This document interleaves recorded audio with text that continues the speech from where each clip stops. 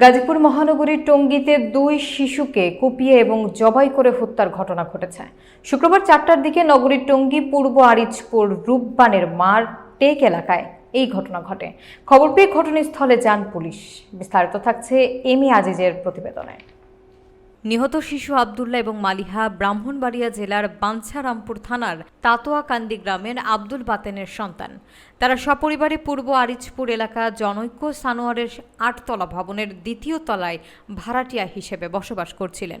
স্বজনদের মাধ্যমে পুলিশকে জানায় শুক্রবার বিকেলে নিহত শিশুদের মায়ের কাছ থেকে খবর পেয়ে ঘটনাস্থলে উপস্থিত 2 শিশুর রক্তাক্ত নিথর দেহ দেখতে পান স্বজনরা এবং এলাকাবাসী পরে তারা থানা পুলিশকে খবর দিলে ঘটনাস্থলে উপস্থিত হয় থানা পুলিশ। তবে কে বা কী কারণে শিশু দুটিকে হত্যা করা হয়েছে তা নিয়ে নিশ্চিত হওয়া যায়নি।